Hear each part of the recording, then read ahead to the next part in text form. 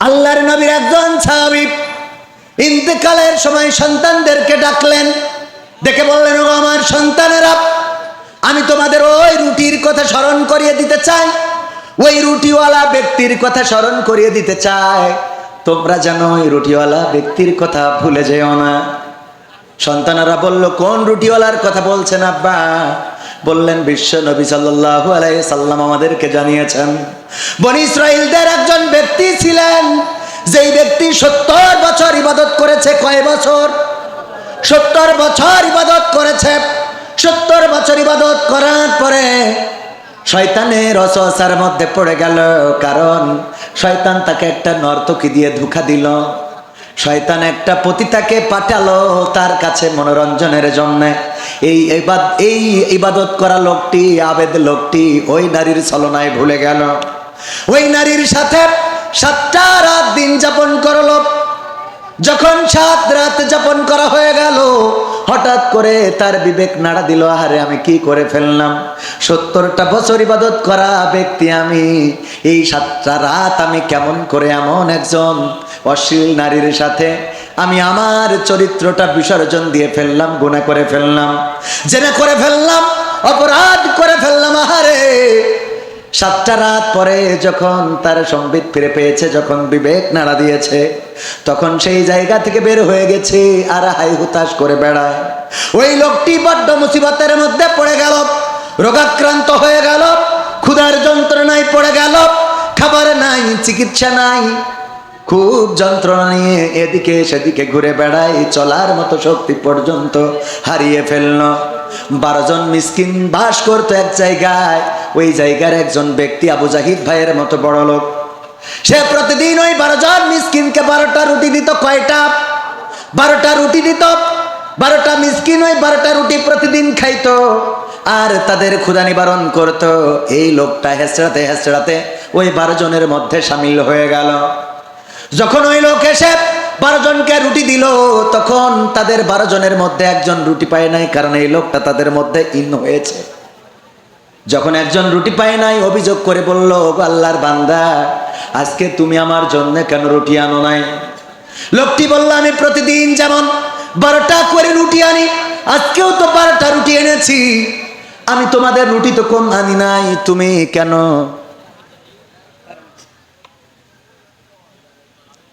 এই কারেন্ট আর এই মাইক কেমন জায়গায় ডিস্টার্ব করে, মাঝে মাঝে মানে মাইকটাই ভেঙে ফেলে একেবারে। মানে এটা বন্ধ করার একটা টাইম বলে দিয়ে তো বন্ধ করবেন, কানে কানে জিকির করতে দেবো, এই ভাগে বন্ধ করবেন, হুট করে বন্ধ করে দেয় হুজুর, মানে মনে হয় যে এটা একেবারে মেশিন। কারেন্ট এই যে তাই তাড়াতাড়ি ওটাই করতে হবে। তো আমার তো বলা যায় যে ভাই একটুখানি জিকির করতে দেন, ওরাও কাজে থাকবে, আমরা দিকে রেডি করি। এটা মানে মুড নষ্ট করে ফেলে। আসসালামু আলাইকুম হুজুর, কেমন আছেন? আশা করি ভালোই আছেন। আমার প্রশ্ন হলো, প্রাপ্তবয়স্ক হওয়া সত্ত্বেও আমাকে বাড়ি থেকে বিয়ে দেওয়া হচ্ছে না। এটা মনে হচ্ছে অনেকের মনের কথা, অনেকের মনের কথা। এখন আমার করণীয় কি? আশা করি উত্তর দিবেন। এখন করণীয় হলো যে তুমি স্টেজে এসো বাবা, আমি তোমার বিয়ের ব্যবস্থা করব। ঠিক না বে? ঠিক। কারণ এই প্রাপ্তবয়স্ক তো অনেকেই, এখন কোনটা আমি এটা বুঝবো কি করে? স্টেজে আসলি তোর পরিবারের একটু দেখাই দি যে ছেলে ও তো বেড়া ভাঙলো, তাড়াতাড়ি করিয়ে ব্যবস্থা করো। হ্যাঁ, এখানে স্টেজে যদি এই বাজে প্রশ্ন করেছে আসতে পারে, আমার ভাই বলছে 7 দিনের মধ্যে বিয়ে দেওয়া হবে। দায়িত্ব ভাই, টোকর মুখর মেম্বার, আর টোকর মুখর কিনার দায়িত্ব ভাই, আর বিয়ে পড়ানোর দায়িত্ব কাজীর, দাওয়াত খাওয়ার দায়িত্ব আমার। মোটামুটি দায়িত্ব নিয়ে নিলাম, আসতে পারো। আসলে দেখেন, আমরা যেভাবেই বলি না কেন, প্রাপ্তবয়স্ক যদি হয়ে যায় তাহলে পারিবারিকভাবে তাকে বিয়ের ব্যবস্থা করতে হবে। এটাই আল্লাহ ও তার রাসূলের বিধান। কার বিধান? বিশ্বনবী ফাতেমা রাদিয়াল্লাহু তাআলা আনহা বড় হয়েছেন, বিয়ের জন্য পাত্র নিয়ে গেলেন। আলী রাদিয়াল্লাহু তাআলা আনহুকে বললেন, ফাতেমা তুমি দরজায় এসে দাঁড়াবা, আমি ডাক দেওয়ার পরে পাত্র একটা সাথে করে আনবো, যদি পছন্দ হয় দরজায় মাথা নিচু করে দাঁড়িয়ে থাকবা, আর যদি পছন্দ না হয় ঘরের মধ্যে চলে যাবা। আমি বুঝে নেব পাত্র তোমার পছন্দ হয় নাই। আল্লাহর নবী ফাতেমা রাদিয়াল্লাহু তাআলা আনহাকে ডাকলেন, বাড়িতে যেয়ে ডাক দিলেন, দরজায় এসে দাঁড়ালো। দাঁড়ানোর পরে বললেন, আমি সাথে করে এনেছি এই যে আলী, আমি এটা তোমার স্বামী হিসেবে আমি নির্বাচিত করেছি। ফাতেমা বলো দেখি তোমার পছন্দ হয় কিনা। ফাতেমা রাদিয়াল্লাহু তাআলা আনহা তাকালেন, তারপরে মাথাটা নিচু করে দাঁড়িয়ে রইলেন। আল্লাহর নবী বললেন, ওগো আলী, তাড়াতাড়ি করে চলে যাও, চলে যাও, এবার তুমি তোমার বিয়ের প্রস্তুতি নাও, আমার কন্যা ফাতেমা তোমার জন্য রাজি হয়ে গেছে। হতাশ হবেন না, নিরাশ হবেন না। যদি মনে করেন ওগো রব, তুমি আমার এই মুসিবতের মধ্যে ফেলে দিলে, তুমি আর লোক পাইলা না, আমি নামাজি রোজাদার, আমি আল্লাহওয়ালা, আর আমারই তুমি বিপদ দিলে, মুসিবত দিলে, এই কথা বলা যাবে না, বরং বলতে হবে ওগো রব, আইয়ুব আলাইহিস সালামের মতো বলতে হবে, আল্লাহ, আমি তোমার কাছে কোনো অভিযোগ করি নাই, তোমার কাছে কোনোদিন আমি কোনো কমপ্লেইন করি নাই, কারণ তুমি আমার যে পরীক্ষা নিচ্ছ, তুমি আমার যা কিছু দিচ্ছ, আমার কোনো আপত্তি নাই, তাই আমি তোমার কাছে কোনো অভিযোগ করি নাই গো আল্লাহ। কিন্তু আজকে অভিযোগ করা ছাড়া কোনো রাস্তা খুঁজে পাইলাম না। কেন আল্লাহ? যদি তুমি জিজ্ঞাসা করো, আমি তোমারে বলতে চাই, তুমি আমার সন্তান কেড়ে নিয়েছো, আমার সম্পদ কেড়ে নিয়েছো, আমার স্ত্রী অন্যরা চলে গিয়েছে, রহিমা আলাইহিস সালাম বাদে, রহিমা ছাড়া সব বিবিরা চলে গিয়েছে, আমার জায়গা জমি সব কিছু ধ্বংস হয়ে গিয়েছে। আল্লাহ, আমি তোমার কাছে কোনো অভিযোগ করি নাই। আমার সুস্থ শরীরটাকে রোগগ্রস্ত বানিয়েছ, পা থেকে মাথা পর্যন্ত কুষ্ঠ রোগ দান করেছ, আমার গায়ে পোকা দিয়েছ, তারপরেও আমার কোনো দুঃখ নাই, কোনো কষ্ট নাই। কিন্তু আজকে তুমি যেটা করলে আল্লাহ, তোমার কাছে অভিযোগ না করা ছাড়া তো কোনো উপায় নাই। আল্লাহ রাব্বুল আলামিন বললেন, আইয়ুব, কি এমন অভিযোগ তোমার? আইয়ুব আলাইহিস সালাম বললেন, আল্লাহ, তুমি আমার সমস্ত শরীর পোকা দিয়ে খাওয়ায় দাও, কোনো আপত্তি করি না, কিন্তু আজকে আমার জিহ্বাতে কেন পোকা দিয়ে দিয়েছ আল্লাহ? যেই পোকা আমার জিহ্বাটা টুকটুক টুকটুক করে খেয়ে নেয়, এই পোকা যদি আমার জিহ্বাটাকেই শেষ করে দেয়, তাইলে আমি তোমার কাছে জানতে চাই, কেমন করে আমি তোমার জিকির করব, কেমন করে আমি তোমার কাছে সাহায্য চাইব, কেমন করে আমি তোমার প্রশংসা করব, আল্লাহ তোমার কাছে একটু জানতে চাই। আল্লাহ রাব্বুল আলামিন বললেন, ও আইয়ুব, আমার পরীক্ষা নেওয়া শেষ হয়ে গেল, তোমার সব কিছু আবার আমি আল্লাহ রাব্বুল আলামিন ফিরিয়ে দিলাম। সবাই জোরে জোরে বলেন সুবহানাল্লাহ। এই জন্য বিপদ মুসিবত ধৈর্য হারা হওয়া যাবে না। আপনার অনেক টাকা, এর জন্য অহংকারীও হওয়া যাবে না। আবার কিছু নাই, তার জন্য আপনি হতাশ হওয়া যাবে না। কারণ আল্লাহ রাব্বুল আলামিন যদি চান, তাইলে ইউনূসকে মামলার আসামি থেকে ধরে নিয়ে চেয়ারে বসিয়ে দিতে পারে। তারেক রহমানকে, যাকে এই বাংলাদেশ ছাড়া করা হয়েছিল, তাকে আবার মাননীয় প্রধানমন্ত্রী বানিয়ে দিতে পারে। আর 41 সাল পর্যন্ত যারা থাকতে চেয়েছিল, তাদেরকে আবার দেশ ছাড়া করে দিতে পারে। নতুন যারা এসেছে, তারাও চিরকাল ক্ষমতায় থাকবে, এটার নিশ্চয়তা আছে নাকি? যে এমপি এসেছিলেন এখানে, তিনি এমপি থাকবেন জনম জনম, এটারও কোনো নিশ্চয়তা নাই। সুতরাং পাইলে অহংকারী হওয়া যাবে না, আবার না থাকলে এত হতাশ হওয়া যাবে। কারণ দেওয়ার মালিক কে? আবার নেওয়ার মালিক কে? আল্লাহ দেওয়ার মালিক। সন্তান নাই, বছরের পর বছর সন্তান নাই, যুগ চলে যায়, সন্তান নাই। এবারে দেখা যায় আল্লাহ রাব্বুল আলামিন একসাথে 3 খান 4 খান মেরে দেস, ঠিক না বেঠিক? সন্তান হয় না, এই জন্য বউটারে চেঞ্জ তো করে নাই, বরং আর এক জায়গায় আর একটা বিয়ে করেছে। সন্তান কেন হয় না? ও মা যেই বিয়ে করেছে, সেই দেখা যায় 2টাই একসাথে গর্ভবতী। কথা কয় না? দেয়ার মালিককে। সুতরাং হতাশ হওয়ার দরকার নাই যুবকেরা। ভ্যালেন্টাইন্স ডেতে কত ঘোরা ঘুরলে, কিন্তু যখন লাইন হলো না, হতাশ হইও না। মনে করো না যে তোমার বিয়ে হবে না। আল্লাহ রাব্বুল আলামিন চাইলে তোমার গাদার নিচ থেকে বের করে আরেকজনের সাথে ধরা খাওয়ায় বিয়ে দিয়ে দিতে পারে, ঠিক না? ঠিক। তুই করতে যাবি না, কিন্তু হবে। কথা কয় না? তুই করতে যাবি না, কিন্তু আমার আব্বা বলতো, আমাদের আমার আব্বার এক খালা ছিল, সুবাদে আমার নানি হয়। আব্বার যেহেতু খালা, ছেলে বিয়ে দিয়েছে, বৌমা পছন্দ হয় না, বৌমা রাখবে না, আব্বার কাছে এসেছে যে সামাদ দেখ, বৌমা তো ভালো না, এটা রাখতে চাই না। আব্বা বলতেছে যদি রাখতে না চাও তাইলে দেনমাহর কাবিনের টাকা যা আছে দিয়ে মোটামুটি লোকজন পরিবার থেকে লোক ডেকে সেটেল করে দাও। বললো তাইলে তোর কাছে আইছি কিসের জন্যে? বলছে আমি কি করবো, লোকজনকে আমার ডাকা লাগবে। কয় না, তুই তো হুজুর মানুষ, তোর কাছে আইছি, তুই এমন একটা তাবিজ দিয়ে দে যে আমরা বউ রাখবো রাখবো করবো কিন্তু বউ থাকতে চাবে না, আমরা বউ রাখতে চাইবো কিন্তু বউ থাকতে চাইবে। এইরকম একখান তাবিজ দিয়ে দে রে ভাইরা আমার। মনে পড়ে গেল ঘটনাটা, ওই ঘটনার প্রেক্ষিতে ও আমার ভাইরা, এই জন্য আল্লাহ রাব্বুল আলামিনের পরে যদি আপনি নির্ভরশীল হতে পারেন, আত্মবিশ্বাস যদি থাকে, তাইলে চিন্তা করার কোনো দরকার নাই। আপনি বিয়ে করতে চান, হচ্ছে না হচ্ছে না, এমন একদিন আসবে যেই দিন বিয়ে করতে চাইবেন না, কিন্তু ওই দিন বিয়ে করা ছাড়া রাস্তা থাকবে না। kita orang ada buat ceramah, ada agama Islam, cerita sini cerita sana, Tuhan tolong saya, sana pun saya ustad, sini pun jadi ustad. Betul kan Bang? Kalau ada duduk Malaysia, dia orang boleh paham butoy kata butoy. Asen Malaysia ছিলেন? হাত উঁচু করেন, ভাইয়া orang ada. Saya tahu Joshor Mia banyak orang duduk di Malaysia. Sogasa Mia orang pun ada, alhamdulillah.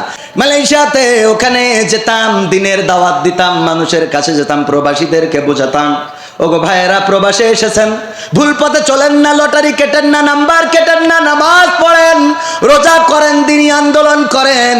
এইগুলো ওখানেও বুঝিয়েছি, কাজ করেছি, পরিশ্রম করেছি, ইবাদত করেছি, আল্লাহ রাব্বুল আলামিন ধৈর্যের ফসল দিয়েছে।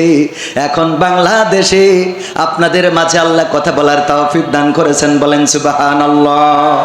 এই জন্য রব বলেছেন লা তাকনাতু মির রাহমাতিল্লাহ, তোমরা আমার রহমত থেকে নিরাশ হয়ো না। আল্লাহর রহমত আপনার উপরে বর্ষিত হবেই হবে যদি আপনি বিশ্বাসী হন, যদি আল্লাহকে ডাকার মতো ডাকতে পারেন, যদি আল্লাহকে চাওয়ার মতো চাইতে পারেন, যদি আল্লাহর কাছে মাথাটা নত করতে পারেন, যদি আল্লাহ রাব্বুল আলামিনের প্রিয় মানুষ হওয়ার জন্য নিজেকে সঁপে দিতে পারেন, আপনার সকল যন্ত্রণা, পৃথিবীর যন্ত্রণাগুলো পৃথিবীর কোনো মানুষেরা বুঝবে না, কিন্তু বোঝার মতো আছেন একজন, তিনি কি? আমার জীবনে এমন অনেক অন্যায় আছে যে অন্যায়ের খবর যদি আমার মা জেনে যেত, আমার ভাত খাইতে দিত না, আমার বাড়িতে ভাত খাওয়াতো না। যদি আমার বাবা জেনে যেত, আমাকে বাড়ি থেকে বের করে দিত। সন্তান জানলে আমার আব্বা বলে ডাকতো না, স্ত্রী জানলে সংসারটা টিকতো না। আমার মা বোনেরা এমন অনেকেই আছে, তাদের জীবনে ঘটে যাওয়া ঘটনাগুলো যদি স্বামীরা জেনে যেত, এক খাটে ঘুমাতো না। এমন অপরাধ আছে না নাই? আপনি বুকে হাত দিয়ে চিন্তা করে দেখেন, এমন কত অপরাধ আমাদের হয়ে যায়, যে অপরাধ যদি স্ত্রী জেনে যেত, তাইলে আমাদের সাথে একই খাটে ঘুমাতো না। এই অপরাধগুলো পৃথিবীর মানুষ জানে না, জানেন কে? আল্লাহ রাব্বুল আলামিন জানেন। কিন্তু আল্লাহ রাব্বুল আলামিন আমাদের আশার একটা জায়গা হলো, আমরা যত বড় পাপ করি না কেন, আল্লাহ রাব্বুল আলামিনের ক্ষমাটা তার চেয়ে অনেক বড়। আমরা যত অপরাধ করি না কেন, যত অন্যায় করি না কেন, সব অন্যায়ের উপরে আল্লাহর ক্ষমা, আল্লাহর রহমতটা অনেক, কথা কয় না, অনেক বড়। আল্লাহর রহমত প্রত্যাশী যদি হও, আল্লাহর রহমত যদি চাইতে পারো, আমার যুবকেরা, তরুণেরা, কিশোরেরা, আল্লাহ রাব্বুল আলামিন ইউসুফ আলাইহিস সালামকে যেমন কূপ থেকে তুলে নিয়ে মিশরের খাদ্যমন্ত্রী বানিয়ে দিয়েছিল, বলেন ঠিক না বেঠিক? আল্লাহ রাব্বুল আলামিন যেই নবী মুহাম্মদ সাল্লাল্লাহু আলাইহি সাল্লামকে কাফেররা হত্যা করার জন্য রাত্রে বাড়ি ঘিরে ধরলো, বাড়ি থেকে বের হয়ে আসতে হলো, হিজরত করতে হলো, মক্কা ছেড়ে মদিনায় চলে গেল, সেই নবীকে আবার মদিনার প্রেসিডেন্ট বানিয়ে মক্কা বিজয়ের জন্য পাঠিয়ে দিলেন, বলেন ঠিক না বেঠিক? ও আমার ভাইয়েরা, আজকের জামানায় দেখেন ফাঁসির কাষ্ঠে ঝুলার কথা ছিল, এমন অনেক মানুষ সেই ফাঁসির কাষ্ঠ থেকে ফিরে এসে এখন আবার সংসদে মাননীয় স্পিকারের সাথে নেতৃত্ব দেয়, বলেন ঠিক না বেঠিক? এইগুলো করার মালিক কে? এই জন্য হতাশ হবেন না, নিরাশ হবেন না। যদি মনে করেন ওগো রব, তুমি আমার এই মুসিবতের মধ্যে ফেলে দিলে, তুমি আর লোক পাইলা না আমি নামাজি রোজাদার, আমি আল্লাহওয়ালা, আর আমারই তুমি বিপদ দিলে মুসিবত দিলে এই কথা বলা যাবে না, বরং বলতে হবে গৌরব আইয়ুব আলাইহিস সালামের মতো বলতে হবে, আল্লাহ আমি তোমার কাছে কোনো অভিযোগ করি নাই, তোমার কাছে কোনোদিন আমি কোনো কমপ্লেইন করি নাই, কারণ তুমি আমার যে পরীক্ষা নিচ্ছ, তুমি আমার যা কিছু দিচ্ছ আমার কোনো আপত্তি নাই, তাই আমি তোমার কাছে কোনো অভিযোগ করি নাই গো আল্লাহ। কিন্তু আজকে অভিযোগ করা ছাড়া কোনো রাস্তা খুঁজে পাইলাম না। কেন আল্লাহ? যদি তুমি জিজ্ঞাসা করো আমি তোমারে বলতে চাই, তুমি আমার সন্তান কেড়ে নিয়েছো, আমার সম্পদ কেড়ে নিয়েছো, আমার স্ত্রী অন্যরা চলে গিয়েছে, রহিমা আলাইহিস সালাম বাদে, রহিমা ছাড়া সব বিবিরা চলে গিয়েছে, আমার জায়গা জমি সব কিছু ধ্বংস হয়ে গিয়েছে। আল্লাহ আমি তোমার কাছে কোনো অভিযোগ করি নাই, আমার সুস্থ শরীরটাকে রোগগ্রস্ত বানিয়েছ, পা থেকে মাথা পর্যন্ত কুষ্ঠ রোগ দান করেছ, আমার গায়ে পোকা দিয়েছ, তারপরেও আমার কোনো দুঃখ নাই, কোনো কষ্ট নাই। কিন্তু আজকে তুমি যেটা করলে আল্লাহ, তোমার কাছে অভিযোগ না করা ছাড়া তো কোনো উপায় নাই। আল্লাহ রাব্বুল আলামিন বললেন, আইয়ুব কি এমন অভিযোগ তোমার? আইয়ুব আলাইহিস সালাম বললেন, আল্লাহ তুমি আমার সমস্ত শরীর পোকা দিয়ে খাওয়ায় দাও, কোনো আপত্তি করি না, কিন্তু আজকে আমার জিহ্বাতে কেন পোকা দিয়ে দিয়েছো আল্লাহ? যেই পোকা আমার জিহ্বাটা টুকটুক টুকটুক করে খেয়ে নেয়, এই পোকা যদি আমার জিহ্বাটাকেই শেষ করে দেয়, তাইলে আমি তোমার কাছে জানতে চাই কেমন করে আমি তোমার জিকির করব, কেমন করে আমি তোমার কাছে সাহায্য চাইব, কেমন করে আমি তোমার প্রশংসা করব, আল্লাহ তোমার কাছে একটু জানতে চাই। আল্লাহ রাব্বুল আলামিন বললেন, ও আইয়ুব আমার পরীক্ষা নেওয়া শেষ হয়ে গেল, তোমার সব কিছু আবার আমি আল্লাহ রাব্বুল আলামিন ফিরিয়ে দিলাম। সবাই জোরে জোরে বলেন সুবহানাল্লাহ। এই জন্য বিপদ মুসিবত ধৈর্য হারা হওয়া যাবে না। আপনার অনেক টাকা, এর জন্য অহংকারীও হওয়া যাবে না, আবার কিছু নাই তার জন্য আপনি হতাশ হওয়া যাবে না। কারণ আল্লাহ রাব্বুল আলামিন যদি চান তাইলে ইউনূসকে মামলার আসামি থেকে ধরে নিয়ে চেয়ারে বসিয়ে দিতে পারে, তারেক রহমানকে যাকে এই বাংলাদেশ ছাড়া করা হয়েছিল তাকেই আবার মাননীয় প্রধানমন্ত্রী বানিয়ে দিতে পারে, আর 41 সাল পর্যন্ত যারা থাকতে চেয়েছিল তাদেরকে আবার দেশ ছাড়া করে দিতে পারে। নতুন যারা এসেছে তারাও চিরকাল ক্ষমতায় থাকবে, এটার নিশ্চয়তা আছে নাকি? যে এমপি এসেছিলেন এখানে তিনি এমপি থাকবেন জনম জনম, এটারও কোনো নিশ্চয়তা নাই। সুতরাং পাইলে অহংকারী হওয়া যাবে না, আবার না থাকলে এত হতাশ হওয়া যাবে। কারণ দেওয়ার মালিক কে, আবার নেওয়ার মালিক কে? আল্লাহ দেওয়ার মালিক। সন্তান নাই, বছরের পর বছর সন্তান নাই, যুগ চলে যায়, সন্তান নাই। এবারে দেখা যায় আল্লাহ রাব্বুল আলামিন একসাথে 3 কান 4 কান মেরে দেস, ঠিক না বেঠিক? সন্তান হয় না, এই জন্য বউটারে চেঞ্জ তো করে নাই, বরং আর এক জায়গায় আর একটা বিয়ে করেছে। সন্তান কেন হয় না? ও মা যেই বিয়ে করেছে সেই দেখা যায় দুইটাই একসাথে গর্ভবতী। কথা কয় না? দেয়ার মালিককে। সুতরাং হতাশ হওয়ার দরকার নাই যুবকেরা। ভ্যালেন্টাইন্স ডেতে কত ঘোরা ঘুরলে, কিন্তু যখন লাইন হলো না হতাশ হইও না, মনে করো না যে তোমার বিয়ে হবে না। আল্লাহ রাব্বুল আলামিন চাইলে তোমার গাদার নিচ থেকে বের করে আরেকজনের সাথে ধরা খাওয়ায় বিয়ে দিয়ে দিতে পারে, ঠিক না? ঠিক। তুই করতে যাবি না কিন্তু হবে, কথা কয় না? তুই করতে যাবি না কিন্তু। আমার আব্বা বলতো, আমার আব্বার এক খালা ছিল, সুবাদে আমার নানি হয়। আব্বার যেহেতু খালা, ছেলে বিয়ে দিয়েছে, বৌমা পছন্দ হয় না, বৌমা রাখবে না, আব্বার কাছে এসেছে যে সামাদ দেখ বৌমা তো ভালো না, এটা রাখতে চাই না। আব্বা বলতেছে যদি রাখতে না চাও তাইলে দেনমাহর কাবিনের টাকা যা আছে দিয়ে মোটামুটি লোকজন পরিবার থেকে লোক ডেকে সেটেল করে দাও। বলল তাইলে তোর কাছে আইছি কিসের জন্যে? বলছে আমি কি করবো, লোকজনকে আমার টাকা লাগবে, কয় না তুই তো হুজুর মানুষ, তোর কাছে আইছি, তুই এমন একটা তাবিজ দিয়ে দে যে আমরা বউ রাখবো করবো, কিন্তু বউ থাকতে চাবে না। আমরা বউ রাখতে চাইবো কিন্তু বউ থাকতে চাইবে।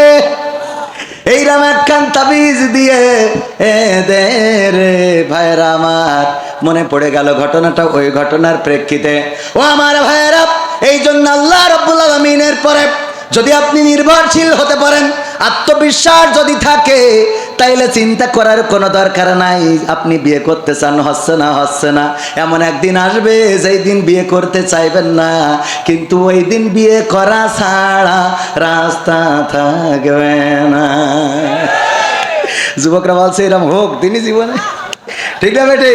সবাই একটু জিকির করেন, লা ইলাহা ইল্লাল্লাহ, লা ইলাহা ইল্লাল্লাহ, লা ইলাহা, লা ইলাহা ইল্লাল্লাহ, লা ইলাহা, লা ইলাহা ইল্লাল্লাহু মুহাম্মাদুর রাসূলুল্লাহ, সুবহানাল্লাহ ওয়ালহামদুলিল্লাহ, লা ইলাহা ইল্লাল্লাহ, সুবহানাল্লাহ ওয়ালহামদুলিল্লাহ, লা ইলাহা ইল্লাল্লাহু মুহাম্মাদুর রাসূলুল্লাহ সাল্লাল্লাহু রিভারটা দেন।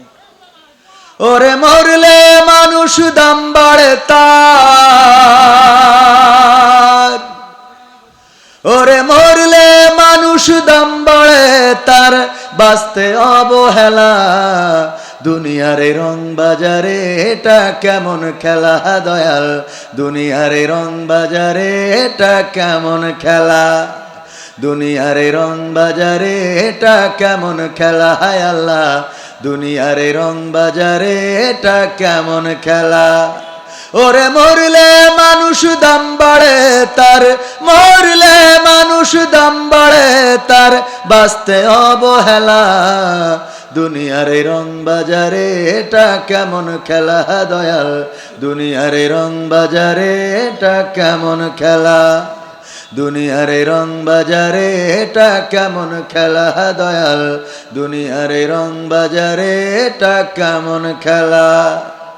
বাঁচতে মানুষ কেউ বলে না লোকটা বড় ভালো, মরলে বলে তার মরাতে বড় ক্ষতি হলো, দয়াল বড় ক্ষতি হলো, ঠিক না ভাই? ঠিক। বাঁচতে মানুষ কেউ বলে না লোকটা বড় ভালো, মরলে বলে তার মরাতে বড় ক্ষতি হলো, দয়াল বড় ক্ষতি হলো।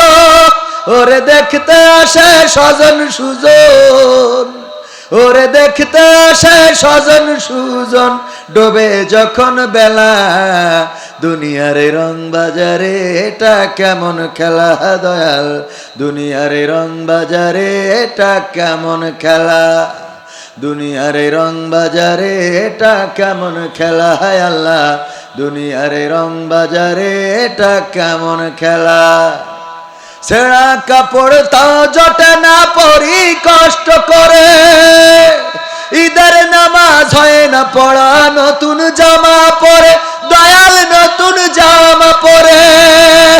ছেঁড়া কাপড় তাও জটে না পরি কষ্ট করে, ঈদের নামাজ হয় না পড়া নতুন জামা পরে, দয়াল নতুন জামা পরে। ওরে নতুন কাপড় জুটবে জানি, ওরে নতুন কাপড় জুটবে জানি, ফুরাইলে বেলা দুনিয়ারে রং বাজারে এটা কেমন খেলা দয়াল, দুনিয়ারে রং বাজারে এটা কেমন খেলা, দুনিয়ারে রং বাজারে এটা কেমন খেলা, আল্লাহ দুনিয়ারে রং বাজারে এটা কেমন খেলা। ভাঙা ঘরে দিন কেটে যাই বছর ঘুরে যুগ, এই জীবনে পাইলাম না তো একটু ভাবের সুখ, দয়াল একটু ভাবের সুখ। ভাঙা ঘরে দিন কেটে যাই বছর ঘুরে যুগ, এই জীবনে পাইলাম না তো একটু ভাবের সুখ, দয়াল একটু ভাবের সুখ। ওরে মরলে আসে ঘর বানাতে, ওরে মরলে আসে ঘর বানাতে, করে না অবহেলা। দুনিয়ার রং বাজারে এটা কেমন খেলা দয়াল, দুনিয়ার রং বাজারে এটা কেমন খেলা, দুনিয়ার রং বাজারে এটা কেমন খেলা, হায় আল্লাহ দুনিয়ার রং বাজারে এটা কেমন খেলা।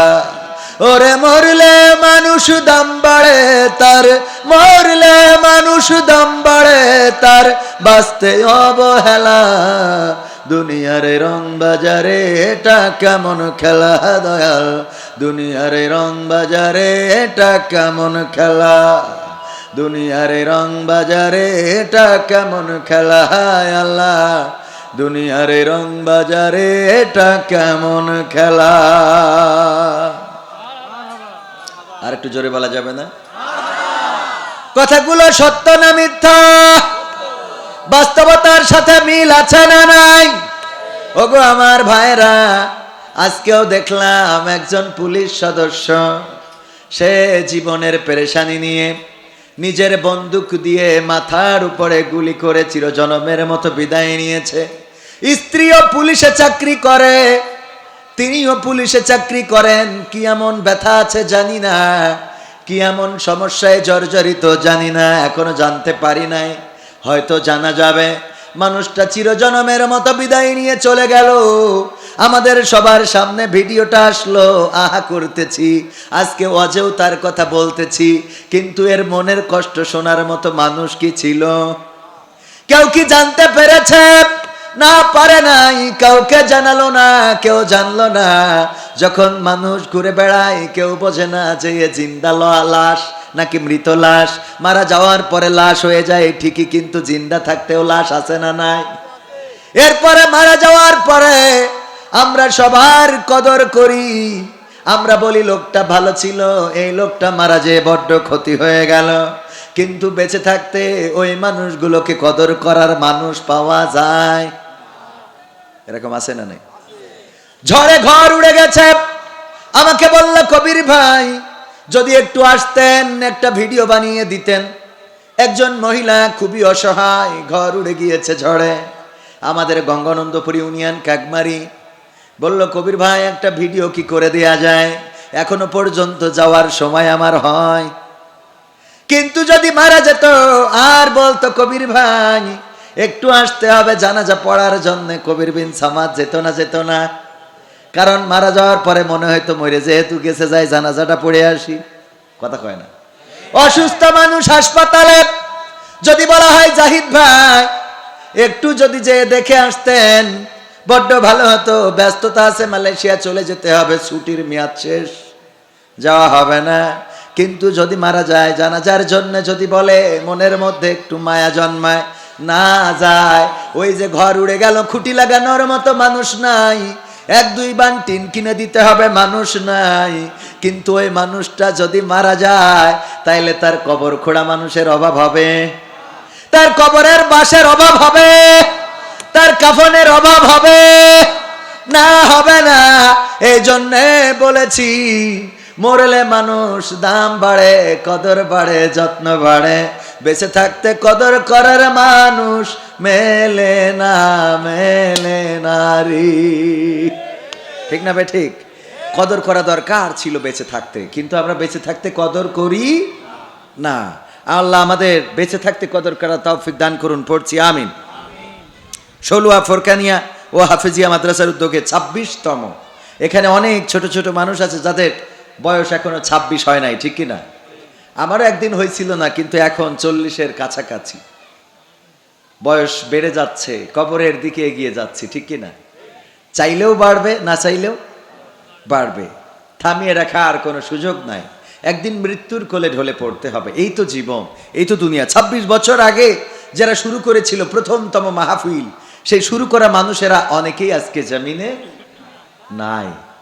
26তম মাহফিলে আমরা যারা এসেছি, 27তম মাহফিলে অনেকেই এই জমিনে থাকবো না। কেউ যদি মনে করেন যে না আমি থেকে যাব, এটা বলার কোনো সুযোগ কারো দেওয়া হয় নাই। যে মানুষ কোরআন অস্বীকার করে, এরকম মানুষ আছে না? নাস্তিক, যারা আল্লাহকে বিশ্বাস করে না, ফেরেশতা বিশ্বাস করে না, পরকাল বিশ্বাস করে না, মুনকার নাকির বিশ্বাস করে না, কোরআন আল্লাহর কিতাব বিশ্বাস করে না।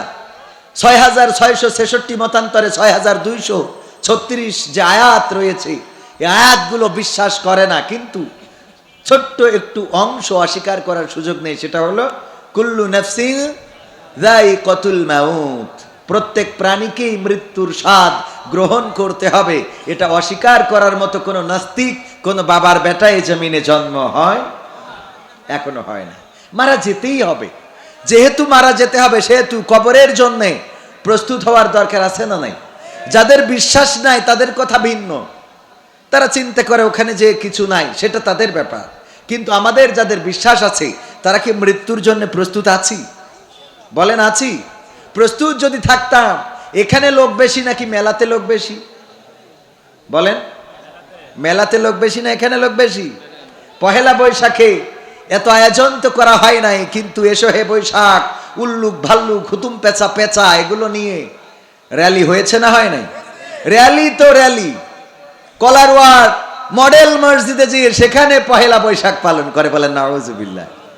পাবনার মসজিদের ছাদের উপরে উঠে কনসার্ট দেখে, বলেন নাউজুবিল্লাহ। মসজিদে যায় না, নামাজ পড়ে না, অথচ মসজিদের ছাদে উঠে যে যুবকেরা কনসার্ট দেখলো, আল্লাহর কাছে কি জবাব দিবা?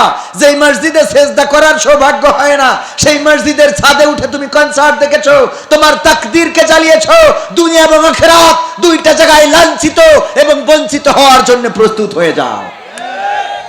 মনে করো যে ক্ষমতা দিয়েছে আল্লাহ, এটা বিশ্বাস করো না।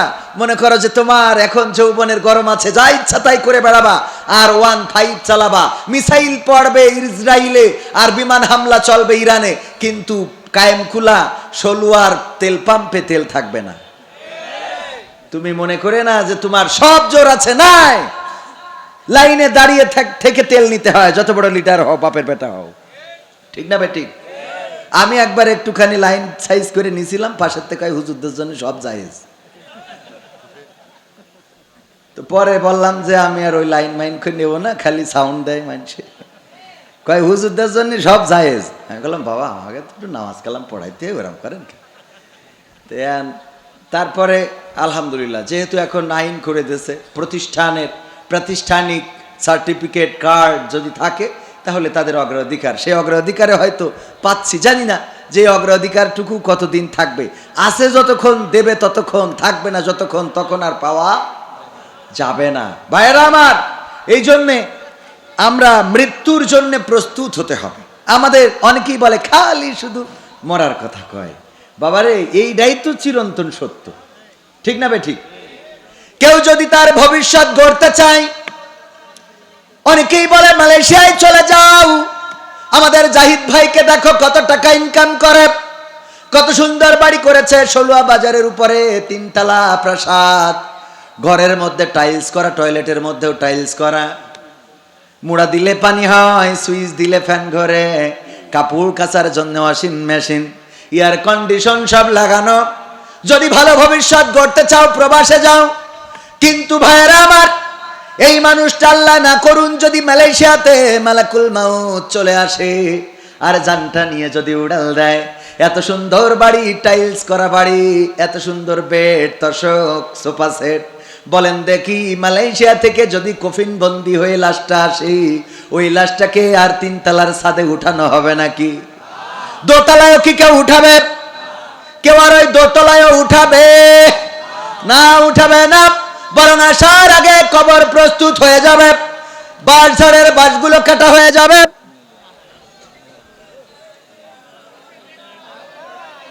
সবাই জিকির করেন লা ইলাহা ইল্লাল্লাহ, লা ইলাহা। এসে যাবে তখন আজরাইল যদি ব্যস্ত থাকে, যদি সংসদে মাননীয় স্পিকারের সাথেও থাকে, তাও আপনার জান কবজ হয়ে যাবে। ঠিক না বেঠে? এটাই মৃত্যু। সময় যখন হয়ে যাবে আমাদের নিয়ে চলে যাবে, জানটা উড়াল দেবে, মাটির সাথে পড়ে থাকবো। আমার ভাইরা, ঝড় বৃষ্টি বর্ষা বাদল এগুলো মাঝে মাঝে আল্লাহ বলেন ওয়ালা নাবলুওয়ান্নাকুম বিশাইয়্যিম মিনাল খাউফি ওয়াল জুই ওয়া নাকসিম মিনাল আমওয়ালি ওয়াল আনফুসি ওয়াস সামারাত ওয়া বাশশিরিস সাবিরিন। আমার আল্লাহ বলেন আমি মাঝে মাঝে তোমাদেরকে পরীক্ষা নিতে চাই, ভয় ভীতি ক্ষুধা দারিদ্র দিয়ে তোমাদের সম্পদে মাঝে মাঝে শিলাবৃষ্টি ফেলতে চাই, তোমাদের ধানগুলো ঝড়ে শুইয়ে দিতে চাই। আমি দেখতে চাই এই অবস্থায় কারা ধৈর্য ধারণ করে, আমি তাদেরকে একটু দেখতে চাই। আর যারা ধৈর্য ধারণ করে এবং নামাজের মাধ্যমে সাহায্য প্রার্থনা করে, আল্লাহ রাব্বুল আলামিন বলেছেন নিশ্চয় আমি ওই ধৈর্যশীলদেরকে ভালোবাসি। বলেন আল্লাহু আকবার। ধৈর্য ধারণ করবেন। আমগুলো পড়ে গেল, বাতাস হয়েছে, ঝড় হয়েছে, আমগুলো পড়ে গেল। আহারে, আল্লাহর মানুষ খুঁজে পাইল না, আমার গাছের আমগুলো ফেলে দিল। এত নামাজ পড়ি, এত রোজা করি, এত হজ করি, যাকাত দিই, আর আমার গাছের আম আল্লাহরে ফেলতে হবে। বলেন নাউজুবিল্লাহ। এমন কি বলা যাবে? আল্লাহ রাব্বুল আলামিন যদি আপনার গাছের আম ফেলে দেন, তার মধ্যে কোনো না কোনো কল্যাণ রেখে দিবেন। দেখা যাবে লিচুর গাছে এমন লিচু দিয়েছেন যে আমের কাজা কাফারা হয়ে গেছে। এই জিকরগাছা চৌগাছায় এমপি ছিলেন মুহাদ্দিস আবু সাঈদ সাহেব, মনে আছে আপনাদের রাহিমাহুল্লাহ? উনার কাছে পর্যন্ত গিয়েছেন, আমার মায়ের চিকিৎসার জন্য টাকা নাই। আহারে, বাবা মারা যাওয়ার পরে মনে হলো এত কষ্ট, এত ব্যথা, এত যন্ত্রণা কেন করলে ওগো রব? ধৈর্য ধারণ করলাম। হোটেলে, আমার ছুটিপুর বাজারে এখনো হোটেলটা আছে, 30 টাকা বেতনে চাকরি করেছি। কয় টাকা বেতন? 30 টাকা বেতনে চাকরি করেছি। শুধু তাই নয়, একবার তরকারির জন্য, কয়দিন আগে এই ঘটনাটা মনে পড়ে গেল, তরকারি নাই, বাজার নাই, অর্থ নাই। 40 টাকা জনের দাম। কয় টাকা? 40 টাকা। এক বেলা জন কাটলে 40 টাকা দেয়। আমাদের গ্রামে সরিষা কাটার জন্য জন নিচ্ছেন আমাদের সাবেক মেম্বারের ছেলে। আমি ওই জনদের সাথেও আমিও গেলাম, বললাম আমিও সরিষা কেটে দেবো, আমারে 40টা টাকা দিলেই হবে। আমি যাওয়ার পরে ওই ক্ষেতের মালিক যিনি, এখন তিনি মালয়েশিয়াতে আছেন, আমাকে আইলের পরে বসায় রেখে বলল সবাই সরিষা কাটুক। সবাই সরিষা কাটার পরে যখন বাড়ি যাবে সবাইরে 40 টাকা করে দেব, তোমারেও 40 টাকা দিয়ে দেব, কিন্তু তোমারে দিয়ে আমি সরিষা কাটাইতে পারবো না। এই তো ছিল জীবন, এই তো ছিল কষ্টের দিন। মালয়েশিয়াতে আছেন, আবাং ছায়া ডুডুডি মালয়েশিয়া দিয়া তাও সানা কিরজা বাইয়া কট তেপতে ভারি মাও কেন্না বট কিরজা কালো ইউ কিরজা মালাস তা বলে ডুডু ছানা মাও কেন্না বালে বাংলাদেশ বুতই গেন। ও আমার ভাইরা, ওখানে অনেক কষ্ট করা লাগে, পরিশ্রম করা লাগে, দিনরাত পরিশ্রম করতে হয়। যদি পরিশ্রম ভালো করে করতে না পারেন তাহলে ওখানে থাকা হবে। সেই পরিশ্রমের ফাঁকে ফাঁকে আবার kita orang ada buat ceramah, ada agama Islam, cerita sini cerita sana. Tuhan tolong saya, sana pun saya ustad, sini pun jadi ustad. Betul ya Bang? আমি ওখানে লেখাপড়া করার কাজ করার পাশাপাশি লেখাপড়াও করেছি। ওখানেও মাহফিল করতাম, যেতাম মানুষের কাছে দিনের দাওয়াত নিয়ে। আমার প্রবাসীরা ভুল পথে চলেন, অনেকেই নারী ব্যবহার করেন, ইন্দোনেশিয়ান মেয়ে পাইলে আর মাথায় কাজ করে না। Kalau ada duduk Malaysia dia orang boleh paham butoy kata butoy. Asen Malaysia ছিলেন? হাত উঁচু করেন, banyak orang ada. Saya tahu Joshor Mia banyak orang duduk di Malaysia. Sogasa Mia orang pun ada, alhamdulillah. তো যাই হোক ভাইরা আমার, এত মালাই ভাষা বলার দরকার নাই। মালয়েশিয়াতে ওখানে যেতাম, দিনের দাওয়াত দিতাম, মানুষের কাছে যেতাম, প্রবাসীদেরকে বোঝাতাম, ওগো ভাইরা প্রবাসে এসেছেন, ভুল পথে চলেন না, লটারি কেটেন না, নাম্বার কেটেন না, নামাজ পড়েন, রোজা করেন, দিনী আন্দোলন করেন। এইগুলো ওখানেও বুঝিয়েছি, কাজ করেছি, পরিশ্রম করেছি, ইবাদত করেছি। আল্লাহ রাব্বুল আলামিন ধৈর্যের ফসল দিয়েছে। এখন বাংলাদেশে আপনাদের মাঝে আল্লাহ কথা বলার তৌফিক দান করেছেন। বলেন সুবহানাল্লাহ। এই জন্য রব বলেছেন লা তাকনাতু মির রাহমাতিল্লাহ, তোমরা আমার রহমত থেকে নিরাশ হয়ো না। আল্লাহর রহমত আপনার উপরে বর্ষিত হবেই হবে যদি আপনি বিশ্বাসী হন, যদি আল্লাহকে ডাকার মতো ডাকতে পারেন, যদি আল্লাহকে চাওয়ার মতো চাইতে পারেন, যদি আল্লাহর কাছে মাথাটা নত করতে পারেন, যদি আল্লাহ রাব্বুল আলামিনের প্রিয় মানুষ হওয়ার জন্য নিজেকে সঁপে দিতে পারেন। আপনার সকল যন্ত্রণা, পৃথিবীর যন্ত্রণাগুলো পৃথিবীর কোনো মানুষেরা বুঝবে না, কিন্তু বোঝার মতো আছেন একজন, তিনি কি? আমার জীবনে এমন অনেক অন্যায় আছে যে অন্যায়ের খবর যদি আমার মা জেনে যেত, আমার ভাত খাইতে দিত না, আমার বাড়িতে ভাত খাওয়াতো না। যদি আমার বাবা জেনে যেত, আমাকে বাড়ি থেকে বের করে দিত। সন্তান জানলে আমার আব্বা বলে ডাকতো না, স্ত্রী জানলে সংসারটা টিকতো না। আমার মা বোনেরা এমন অনেকেই আছে, তাদের জীবনে ঘটে যাওয়া ঘটনাগুলো যদি স্বামীরা জেনে যেত, এক খাটে ঘুমাতো না। এমন অপরাধ আছে না নাই? আপনি বুকে হাত দিয়ে চিন্তা করে দেখেন, এমন কত অপরাধ আমাদের হয়ে যায়, যে অপরাধ যদি স্ত্রী জেনে যেত, তাইলে আমাদের সাথে একই খাটে ঘুমাতো না। এই অপরাধগুলো পৃথিবীর মানুষ জানে না। জানেন কে? আল্লাহ রাব্বুল আলামিন জানেন। কিন্তু আল্লাহ রাব্বুল আলামিন আমাদের আশার একটা জায়গা হলো, আমরা যত বড় পাপ করি না কেন, আল্লাহ রাব্বুল আলামিনের ক্ষমাটা তার চেয়ে অনেক বড়। আমরা যত অপরাধ করি না কেন, যত অন্যায় করি না কেন, সব অন্যায়ের উপরে আল্লাহর ক্ষমা, আল্লাহর রহমতটা অনেক, কথা কয় না, অনেক বড়। আল্লাহর রহমত প্রত্যাশী যদি হও, আল্লাহর রহমত যদি চাইতে পারো, আমার যুবকেরা, তরুণেরা, কিশোরেরা, আল্লাহ রাব্বুল আলামিন ইউসুফ আলাইহিস সালামকে যেমন কূপ থেকে তুলে নিয়ে মিশরের খাদ্যমন্ত্রী বানিয়ে দিয়েছিল, বলেন ঠিক না বেঠিক? আল্লাহ রাব্বুল আলামিন যেই নবী মুহাম্মদ সাল্লাল্লাহু আলাইহি ওয়াসাল্লামকে কাফেররা হত্যা করার জন্য রাত্রে বাড়ি ঘিরে ধরলো, বাড়ি থেকে বের হয়ে আসতে হলো, হিজরত করতে হলো, মক্কা ছেড়ে মদিনায় চলে গেল, সেই নবীকে আবার মদিনার প্রেসিডেন্ট বানিয়ে মক্কা বিজয়ের জন্য পাঠিয়ে দিলেন, বলেন ঠিক না বেঠিক?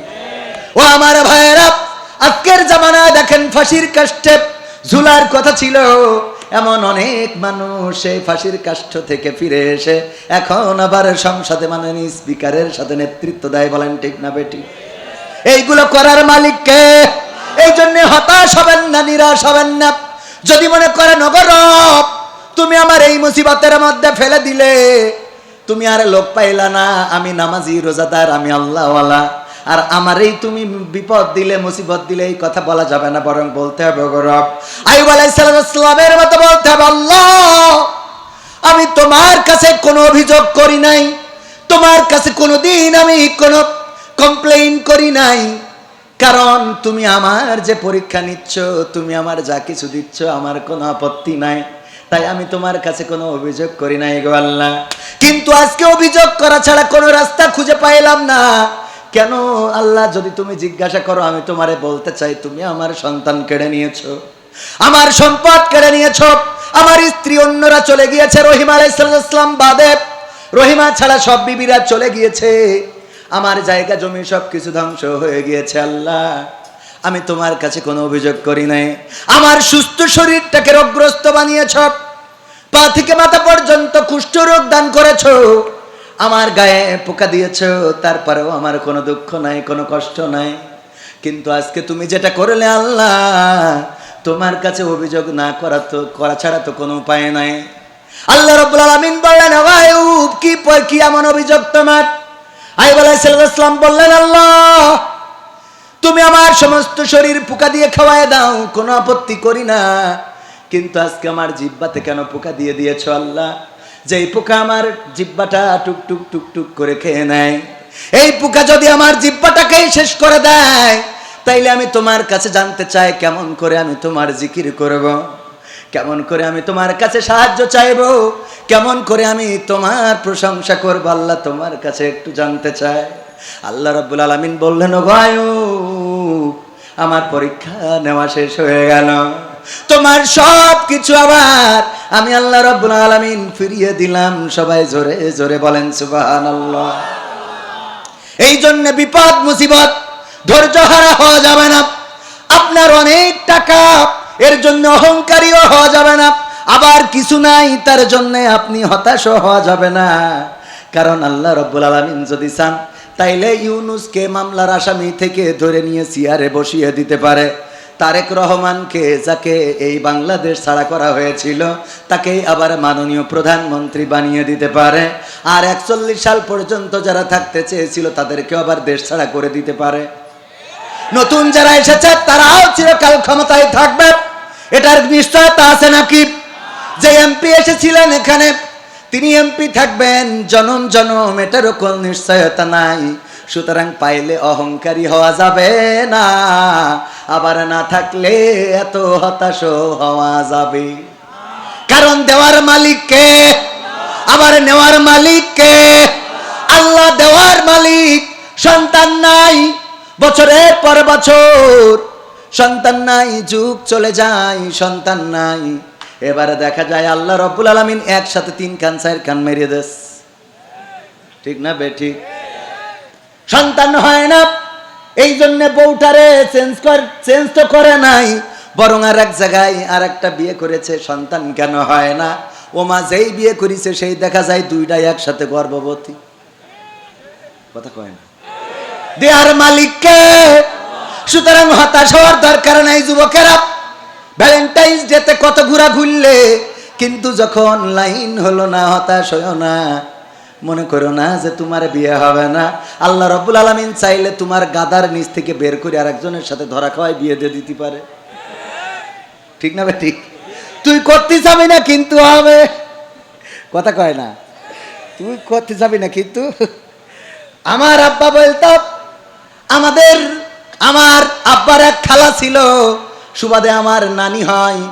আব্বার যেহেতু খালা, ছেলে বিয়ে দিয়েছে, বৌমা পছন্দ হয় না, বৌমা রাখবে না। আব্বার কাছে এসেছে যে সামাদ দেখ, বৌমা তো ভালো না, এটা রাখতে চাই না।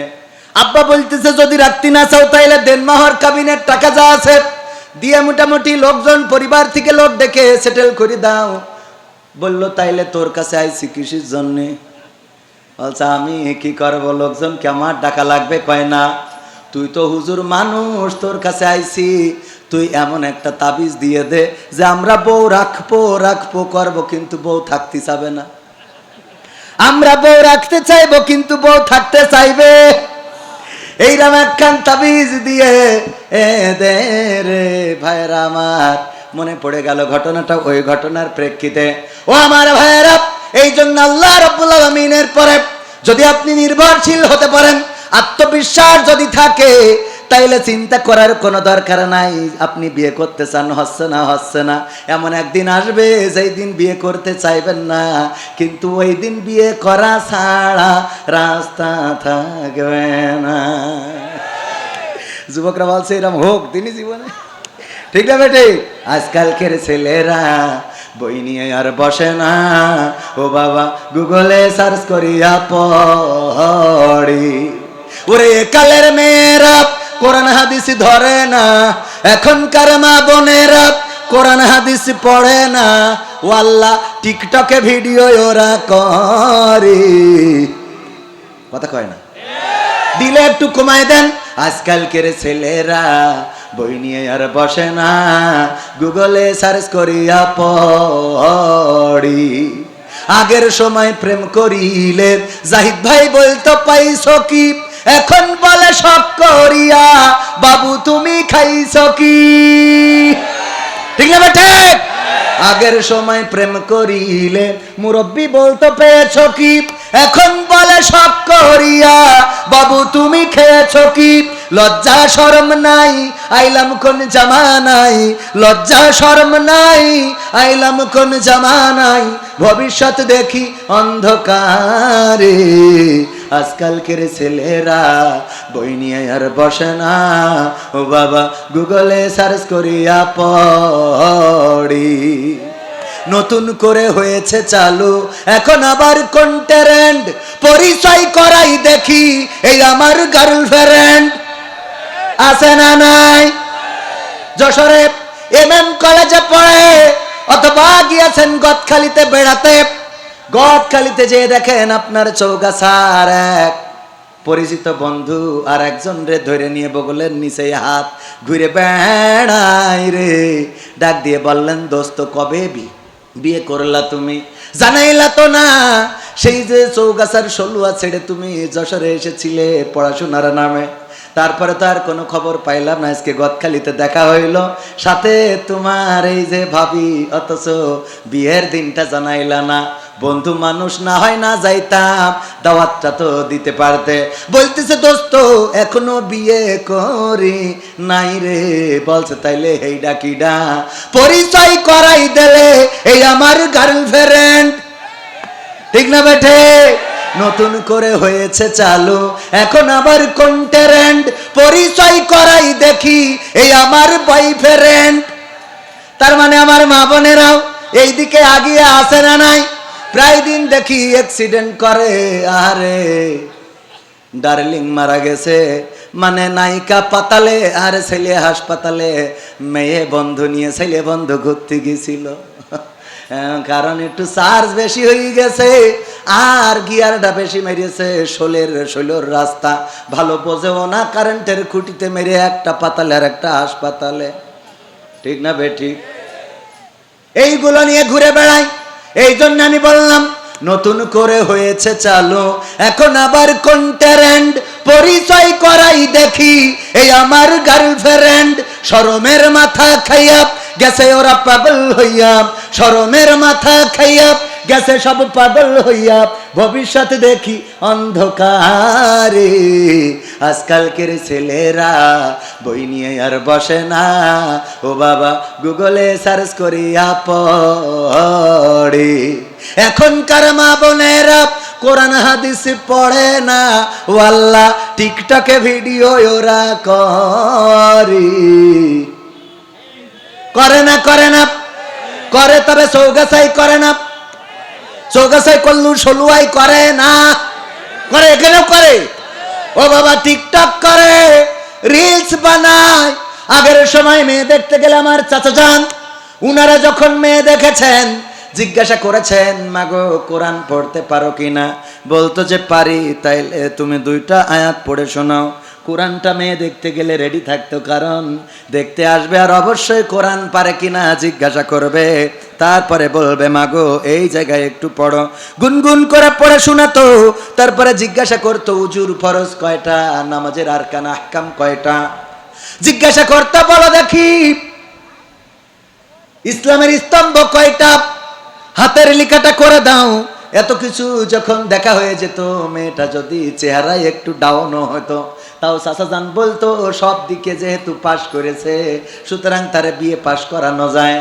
নদীর পানি ঘোলা ভালো, জাতের মেয়ে কালো ভালো, সুতরাং এই মেয়েটা আমাদের পুত্রবধূ করে নিয়ে চলো। আর এখন কোথায় গেল সেই যুগ জামানা? আমার ইয়াংয়েরা যায় মেয়ে দেখার জন্যে, R15 গিয়ার মারতে যায়, রাস্তায় ধুলো উড়াইতে যাওয়ার পরে আবার উনিও খুব সাইজে গুজে শাড়ি মাড়ি পরে, যাতে এমনে সেমনে দেখা যায় ফাঁক ফোকর দিয়ে। এই শীতের সামনের পরে বসে আল্লাহর বান্দা, এইবার দোস্তরা কয় নাও দোস্ত জিজ্ঞেস করো, সবচেয়ে ট্যালেন্ট দোস্তটা জিজ্ঞেস করে, ভাবি মাইন্ড করবেন না, আপনার টিকটকে এখন ফলোয়ার্স কত? আপনি কি রিলস বানাইতে পারেন? কাপড় ভুলা কি করা সম্ভব? ফেসবুকে লাইভ কি করেন? এইগুলো জিজ্ঞাসা আছে না নাই? আপনার আইডিটা কোনটা একটু সার্চ করে দেখতে চায়।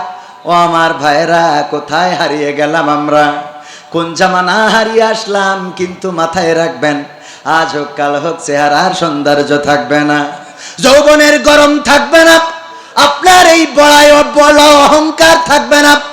আমার জাহিদ ভাইয়ের কথা বলছিলাম, ওই 3 তলা বিল্ডিং, ওই জায়গায় দাঁড়িয়ে থাকবে, মানুষটা চলে যেতে হবে, বিল্ডিংটা রয়ে যাবে। ওই বিল্ডিংটা আল্লাহ চাইলে ওই বিল্ডিং এ শোয়াবেন, না চাইলে শোয়াবেন না। যদি কেউ ভবিষ্যৎ গড়তে চায়, মনে আছে আপনাদের বলছিলাম নিশ্চিত ভবিষ্যতের কথা, যদি কেউ ভবিষ্যৎ গড়তে চায়, সেই ভবিষ্যৎটা হলো মৃত্যুর পরবর্তী জীবনটাকে প্রায়োরিটি দিয়া। আর যদি কেউ ভবিষ্যৎ না গড়তে চায়, তাইলে দুনিয়ায় সে ব্যস্ত থাকতে পারে, কারণ দুনিয়ার এই ভবিষ্যৎ কোনো ভবিষ্যৎই না। কথা কয় না? দুনিয়ার এই ঘর বাড়ি কোনো ঘর বাড়ি হইল?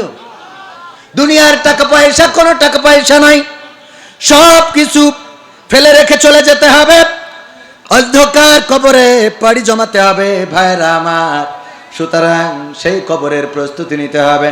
আমি সূরা বাকারার 28 নম্বর আয়াত তেলাওয়াত করেছি। আমার রব বলেছেন, কাইফা তাকফুরুনা বিল্লাহি ওয়া কুনতুম আমওয়াতান ফাহইয়াকুম সুম্মা ইউমিতুকুম সুম্মা ইউহয়িকুম সুম্মা ইলাইহি তুরজাউন। আমার রব বলছেন, ও গো মানুষ, কোন জিনিস তোমাদেরকে তোমাদের মহান রব থেকে ভুলিয়ে দিল, সেই রবকে অস্বীকার করতে শিখালো, অথচ তোমরা ছিলে মৃত, তোমাদের কোনো জীবন ছিল না, তোমাদের কোনো আকার আকৃতি ছিল না, আমি আল্লাহ তোমাদের জীবন দিলাম। আবার একদিন আমি তোমাদের মৃত্যু ঘটাবো, আবার একদিন আমি তোমাদের পুনরুজ্জীবিত করব। বেলা শেষে ফিরতে হবে কার কাছে? চিল্লায়ে বলেন কার কাছে? সেই আল্লাহর কাছে যেহেতু ফিরা লাগবে। খালি হাতে ফিরলে কি কোনো কাজ হবে?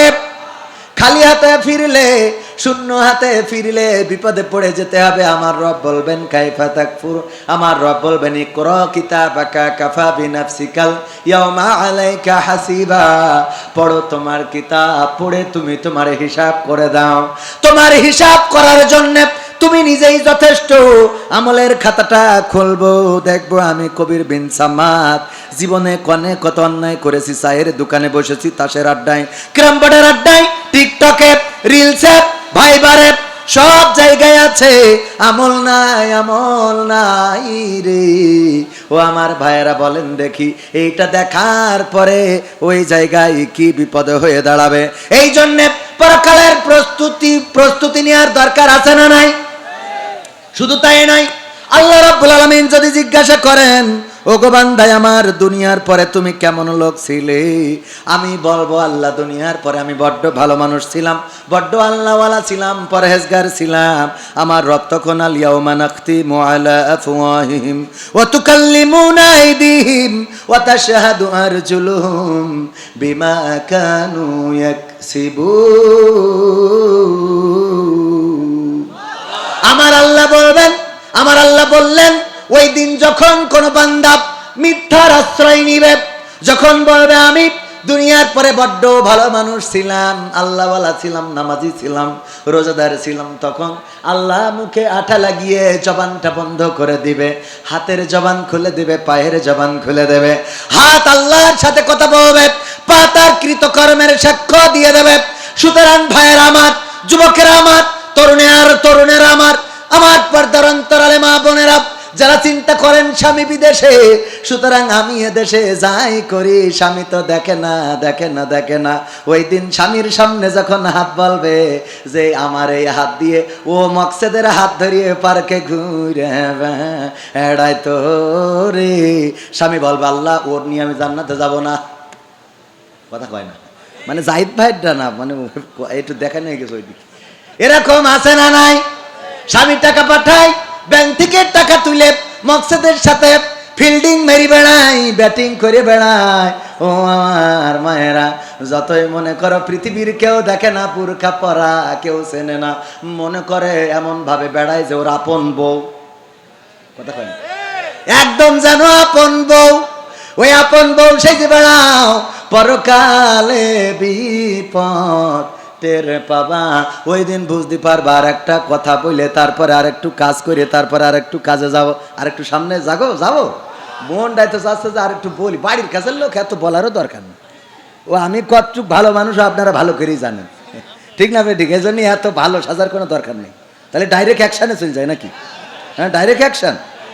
ও এখন টের পাইনি তো, ওরা আনন্দে বলতে শুধু অ্যাকশান, টের পালি বুঝতো। যাই হোক, অসুবিধে নেই। আমি একটু ক্ষমা নিয়ে কথা বলতে চাইলাম, যেহেতু মরিয়ে জাতি হবে, সুতরাং সেই জায়গার জন্য কিছু প্রস্তুতির দরকার আছে না নাই?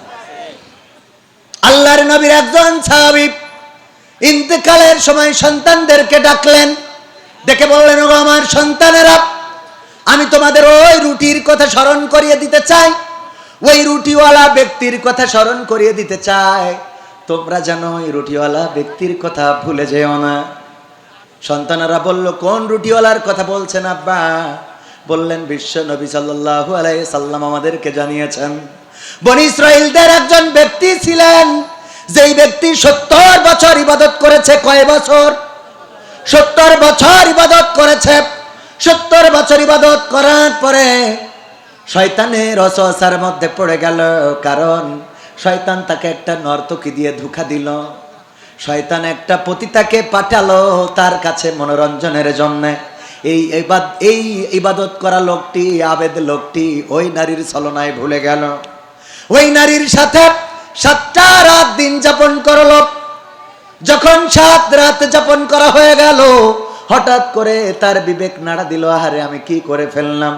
70টা বছর ইবাদত করা ব্যক্তি আমি, এই 7টা রাত আমি কেমন করে এমন একজন অশ্লীল নারীর সাথে আমি আমার চরিত্রটা বিসর্জন দিয়ে ফেললাম, গুনাহ করে ফেললাম, জেনা করে ফেললাম, অপরাধ করে ফেললাম। আহারে 7টা রাত পরে যখন তার সম্বিত ফিরে পেয়েছে, যখন বিবেক নাড়া দিয়েছে, তখন সেই জায়গা থেকে বের হয়ে গেছে আর হাই হুতাশ করে বেড়ায়। ওই লোকটি বড্ড মুসিবতের মধ্যে পড়ে গেল, রোগাক্রান্ত হয়ে গেল, ক্ষুধার যন্ত্রণায় পড়ে গেল, খাবার নাই, চিকিৎসা নাই, খুব যন্ত্রণা নিয়ে এদিকে সেদিকে ঘুরে বেড়ায়, চলার মতো শক্তি পর্যন্ত হারিয়ে ফেলল। 12 জন মিসকিন বাস করতো এক জায়গায়। ওই জায়গার একজন ব্যক্তি আবু জাহিদ ভাইয়ের মতো বড় লোক, সে প্রতিদিন ওই 12 জন মিসকিনকে 12টা রুটি দিত। কয়টা? 12টা রুটি দিত। 12টা মিসকিন ওই 12টা রুটি প্রতিদিন খাইতো আর তাদের ক্ষুধা নিবারণ করত। এই লোকটা হেসড়াতে হেসড়াতে ওই 12 জনের মধ্যে সামিল হয়ে গেল। যখন ওই লোক এসে 12 জনকে রুটি দিল, তখন তাদের 12 জনের মধ্যে একজন রুটি পায় নাই, কারণ এই লোকটা তাদের মধ্যে ইন হয়েছে। যখন একজন রুটি পায় নাই, অভিযোগ করে বলল, আল্লাহর বান্দা, আজকে তুমি আমার জন্য কেন রুটি আনো নাই? লোকটি বলল, আমি প্রতিদিন যেমন 12টা করে রুটি আনি, আজকেও তো 12টা রুটি এনেছি, আমি তোমাদের রুটি তো কম আনি নাই, তুমি কেন?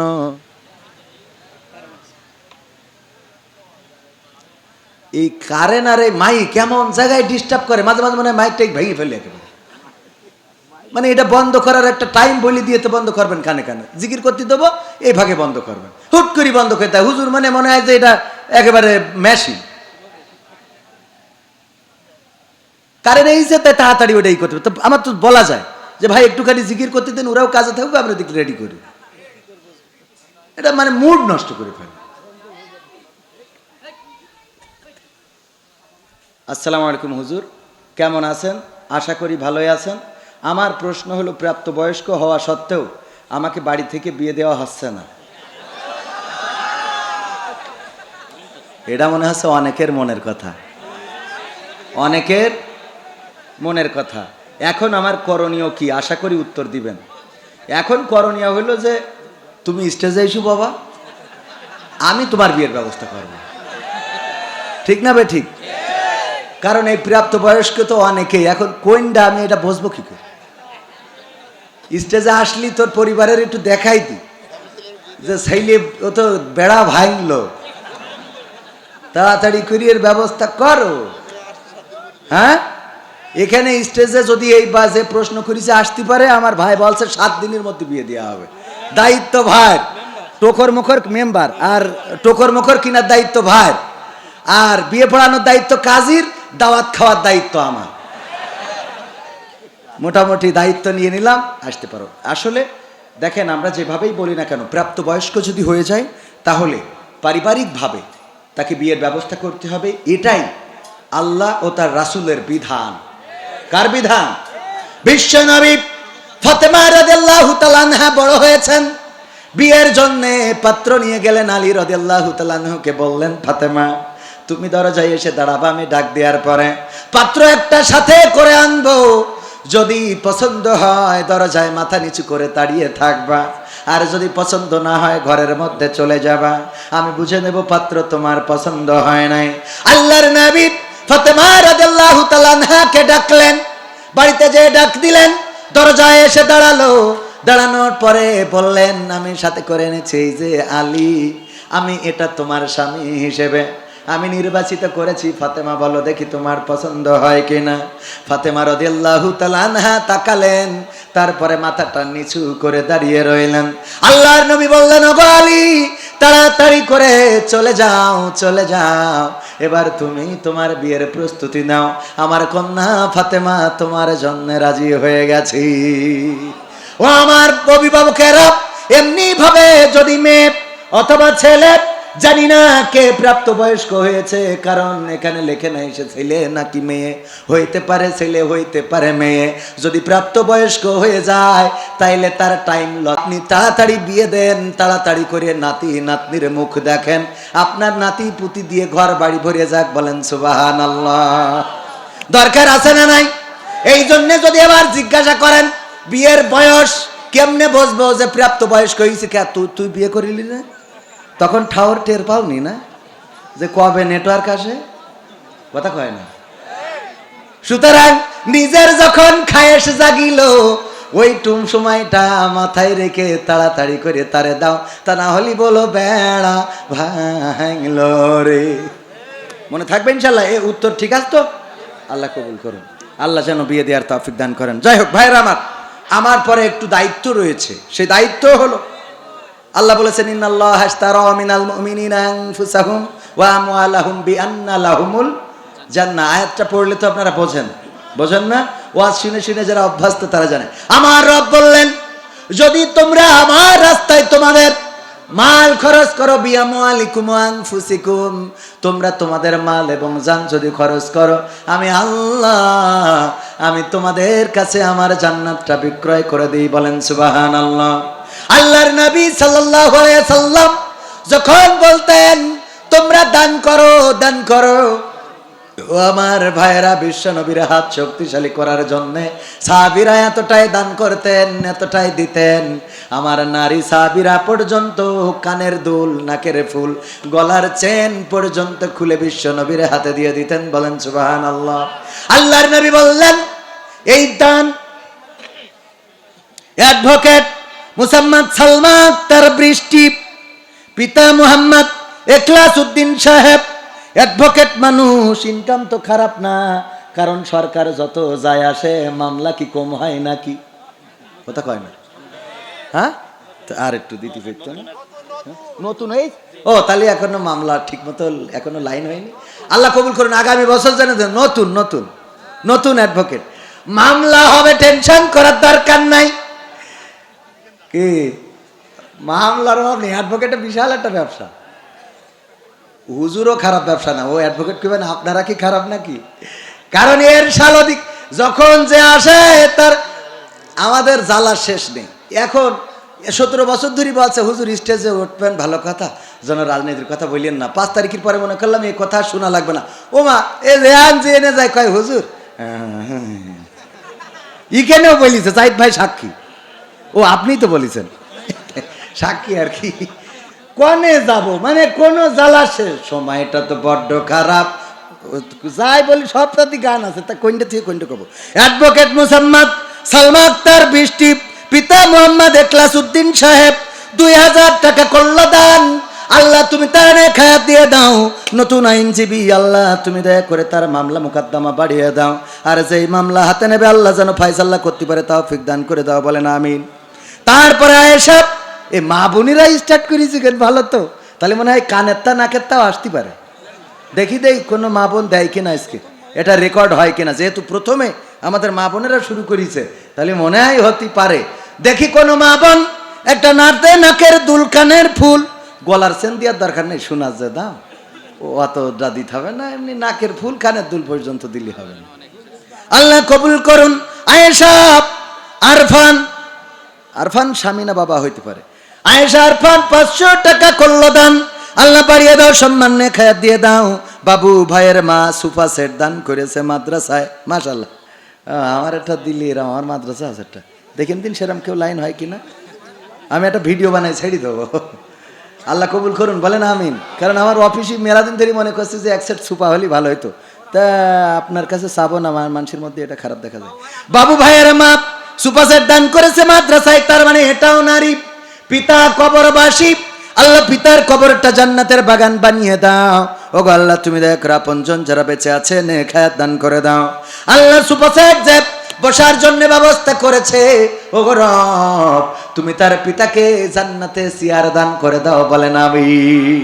আল্লাহ দিতে পারে না, দুনিয়ায় দান করবেন, আখিরাতে দিবেন। শুধু তাই নয়, আল্লাহ রাব্বুল আলামিন যদি চান আপনার দুনিয়ার দানের বরকতে আবার দুনিয়ায় আল্লাহ বহুগুণ বাড়িয়ে দিতে পারে না।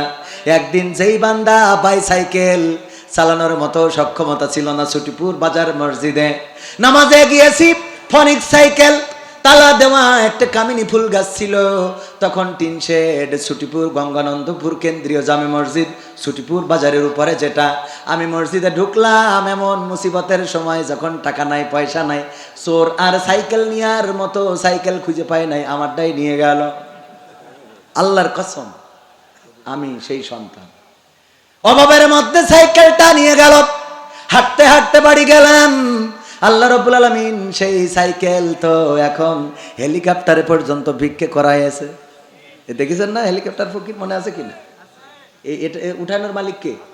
বিমান তো বিমানে তো টিকিট কাটলেই চড়া যায়, হেলিকপ্টার কিন্তু স্পেশাল, অত সহজ না। আল্লাহ সেইটাই চড়াইছেন। ও আমার ভাইরা, এই জন্য আল্লাহর পথে চলবেন। দেওয়ার মালিক কে? যার সাইকেল চটে না প্রাইভেট দিয়ে দেবে, যার প্রাইভেট আছে তার হেলিকপ্টার দিয়ে দেবেন, যার হেলিকপ্টার আছে দেখা যাবে বিমানের মালিক করে দিয়েছে। আল্লাহ কবুল করুন। 16 স্বেচ্ছাসেবী সংগঠন থেকে এই মাদ্রাসার জন্য, নবীর ঘরের জন্য 5,000 টাকার 5 খান বঙ্গবন্ধুর নোট দান করেছে। আল্লাহ তুমি দানকে কবুল করে নাও, নেক হায়াত দান করে দাও, মনের স্বপ্ন পুরা করে দাও। আল্লাহ এই স্বেচ্ছাসেবী সংগঠনকে তুমি দয়া করে সমাজে যেন আরো ভূমিকা রাখতে পারে তৌফিক দান করে দাও। সবাই পড়েন আমিন। আর কারা আছেন তাড়াতাড়ি আসেন। সাইফুল ইসলাম পিতা আনসার কবরবাসী 2,000 টাকা করলো দান। আল্লাহ বাবার কবরটা জান্নাতের বাগান বানিয়ে দাও। বাবা তুমি কেমন আছো ছোট মাটির ঘরে, তোমার কথা হৃদয় মাঝে পড়ছে বারে বারে। বাবা গো বাবা, বাবা গো বাবা, বাবা গো বাবা, বাবা গো বাবা। বাবা কেমন আছে জানি না, কোন অবস্থায় আছে জানি না। যাদের বাবা নাই রে তারাই জানে বাবা হারানোর যন্ত্রণা। আমারও বাবা নাই, আমি ক্যামেরাম্যানকে বলবো আমার বাবা যদি বেঁচে থাকতেন একটা লুঙ্গি কিনতে 500-1000 টাকা লেগে যেত। ও আমার ভাইরা, সেই বাবার নামে মায়ের নামে মা থাকলে একটা শাড়ি কিনতে 1000-2000 টাকা লেগে যেত। আমি আমার বাবার নামে এই মাদ্রাসার জন্য 500 টাকা দিয়ে গেলাম। আল্লাহ তুমি দয়া করে আমার বাবার কবরটা জান্নাতের বাগান বানিয়ে দাও। আজ থেকে 23 বছর আগে যেই বাবাকে আব্বা বলে ডেকেছি আর জবাব দেয় নাই, আজ পর্যন্ত বাবা বলে কারো ডাকার সৌভাগ্য হলো না। আল্লাহ জান্নাতে যে যেন ওই বাবাকে ডেকে নিতে পারি তৌফিক দান করে দাও। বকুল মণ্ডলের মেয়ে বাবার জন্য দোয়াছে, 1000 টাকা করলো দান। আল্লাহ বাড়িয়ে দাও সম্মান। বাবার বাবা যদি মারা যেয়ে থাকে কবরটা জান্নাতের বাগান বানাও। আল্লাহ তুমি দয়া করে বেঁচে যারা আছেন খায়াত দান করে দাও। আলী আহমদ সাহেব 1000 টাকার 1 খান নোট দান করেছে, আল্লাহ কবুল করে নাও। আল্লাহ তুমি সবাইকে দিনদার ইমানদার বানিয়ে দাও। তারপরে তাড়াতাড়ি তাড়াতাড়ি নগদ যারা দিবেন, যুবকেরা বিয়ে হয় না, আমার নজির আছে, আমি দোয়া করে দিছি বিয়ে হয়েছে। যদিও আমি অত বড় পরহেজগার বান্দা না, কিন্তু এখানে অনেক আলেম আছেন, অনেক আবেদ লোক আছেন যাদের হাতের কারণে আল্লাহ রব্বুল আলামিন দোয়া কবুল করে নেন। ভাইরা আমার, এই জন্য যুবকেরাও টাকা মেরে দিতে পারো। দীপু ভাই 1000 টাকা আল্লাহ করল দান, বাড়িয়ে দাও সম্মান, নেক হায়াত দান করে দাও, মনের স্বপ্ন পুরা করে দাও। আসির ভাই 1000 টাকা। আল্লাহ এত সুন্দর মানুষ এই অঞ্চলে সব 1500 টাকার নোট আর 1000 টাকার নোট দান করে। এইটা কিডা? ওবায়দুল কাদের না কিডা? মৃত উজ্জ্বলের জন্য দোয়া আছে, ছেলে 1000 টাকা দান করেছে। মৃত উজ্জ্বলের জন্য দোয়া আছে, তার বাবার জন্য সন্তান দান করেছে 1000 টাকা। আল্লাহ বাবার কবরটা জান্নাতের বাগান বানাও, পরকালের ময়দানে একই জান্নাতে থাকার তৌফিক দান করে দাও। আরিফ 1000 টাকা। আল্লাহ তুমি আরিফ ভাইয়ের দানকে কবুল করে নাও। জিহাদ 500 টাকা দান করেছে, আল্লাহ তুমি জিহাদকে রাস্তায় জিহাদ করার তৌফিক দান করে দাও। আল্লাহ তুমি আমার জিহাদ ভাইয়ের নেক হায়াত দান করে দাও, মনের স্বপ্ন পুরা করে দাও। যাদের মা নাই বাবা নাই, প্যাকেট নিয়ে গেছে, আমার না বলে নিয়ে গেল, এটা সহ্য না করে পারা যায়? সোহেল রানা 1000 টাকা। আল্লাহ দানকে কবুল করো, মনের নেক মাকসাদ পুরা করে দাও, আপনজনদের কবুল করে নাও। প্যাকেট নিয়ে গিয়েছে, যারা উঠতে পারছেন না তারা ওই প্যাকেটে দান করে দেন। ভাইরা আমার, যেহেতু প্রধান মেহমান আসবেন তাড়াতাড়ি দান করেন। আলতাফ গোলন্দার, আলতাফ গোলন্দার, আলতাফ গোলন্দার 500 টাকা করলো দান। আল্লাহ বাড়িয়ে দাও সম্মান। আমার মা বোনেরা, বন্ধ হয়ে গেল কেন দান? আমার নাকের ফুল কানের দুল দেওয়ার মতো কোনো মা বোন আছেন নাকি? নবীর ঘরের জন্য যদি দিতে পারেন, পরকালের ময়দানে আল্লাহ রাব্বুল আলামিন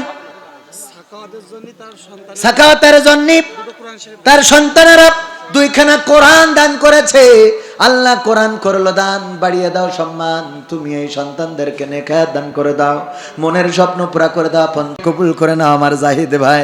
বড্ড ভালো মানুষ, সব সময় চাই সবাই যেন খুশি থাকে। মালয়েশিয়ায় থাকা মানুষ, কেউ কাউরে কষ্ট দিতে চায় না। আল্লাহ জাহিদ ভাইয়ের নেক দান করে দাও, বলেন আমিন। জাহিদ ভাইও দেবে, কিন্তু সেটা একটু পরে আর একজন 200 টাকা, শামীম মন্ডল 200 টাকা, 1 মন ধান আল্লাহ কবুল করে। মেম্বার আপনিও প্রস্তুতি নেন। আনোয়ার ভাই প্রবাসী, নারায়ে তাকবীর, নারায়ে তাকবীর।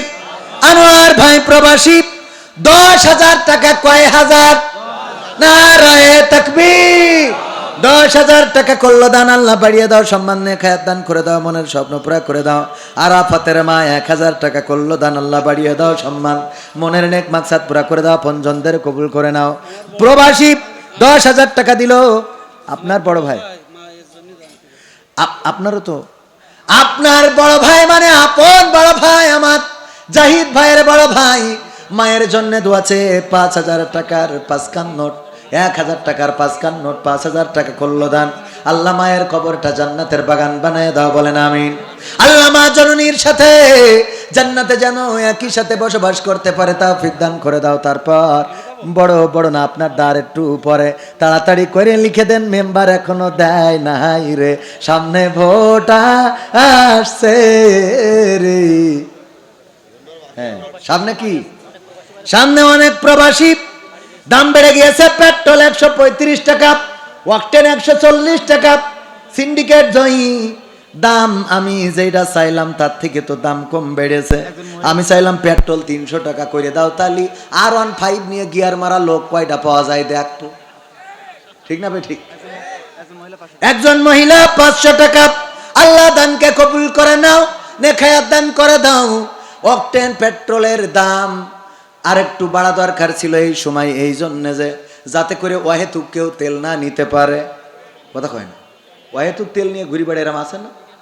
তো যাই হোক, যা বেড়িয়েছে দেশের কল্যাণে যদি বেরিয়ে থাকে অসুবিধা নেই, কিন্তু জনগণের যেন সাধ্যের মধ্যে থাকে সেটা সরকার এবং জ্বালানি মন্ত্রণালয় দেখবেন, এই প্রত্যাশা করি। আমিরুল ইসলাম সাহেব 1,000 টাকা, আল্লাহ দানকে কবুল করে নাও, মনের নেক মাকসাদ পুরা করে দাও। মৃত জয়নাল বিশ্বাসের জন্য 1 বস্তা সিমেন্ট দিয়েছেন, আল্লাহ দান করে, দানকে কবুল করো। দানকারীর পিতা মাতার সুখে রেখো কবরে, নূরের টুপি পরায় আল্লাহ তুলিও রোজ হাসরে, বলেন আমিন। দোকানদারেরা 1730 টাকা দান করেছে। এখানে যে দোকানগুলো বসেছে তারা দান করেছে, আল্লাহ দানকে কবুল করে নাও, নেক দান করে দাও। এই বড় পার্টি বিদেশে থাকা মানুষ। আর কে আছেন প্রবাসে থাকেন, ব্যবসা করেন, ইট রড সিমেন্ট বালু ব্যবসায়ী যারা আছেন, 10 ব্যাগ 5 ব্যাগ, ওরে কেমন করে বুঝবে রে সে, কেমন করে বুঝবে গো সে, ডিজিটাল তোর মন, তুমি যার লাগিয়া, তুমি যার লাগিয়া এমবি ভরো, তার তো বাটন ফোন। আর কই আমি গান শোনাবো, তা সে টাকা না দিলে শোনাবো। টিক্কা খান পাকিস্তান থেকে না, দেশের টিক্কা খান 2 ব্যাগ সিমেন্ট করলো দান, আল্লাহ বাড়িয়ে দাও সম্মান, নেক দান করে দাও। আর একজন 100 টাকা তোমার বান্দা। ও গো আমার ভাইয়েরা, পবিত্র কোরআনে পারা কয়টা, জোরে বলেন কয়টা? 30টা পারা, 30 জন চাষি মানুষ, 30টা মন সিমেন্ট দেবেন এমন কি আছেন কেউ? 30টা মন ধান। নারায়ে তাকবীর।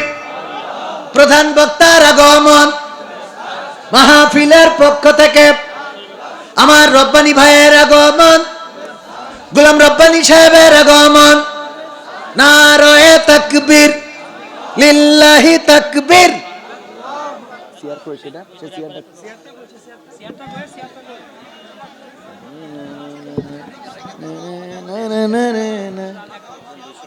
তাড়াতাড়ি আর মা বোনদের মধ্যে গেছেন নাকি? তারপরে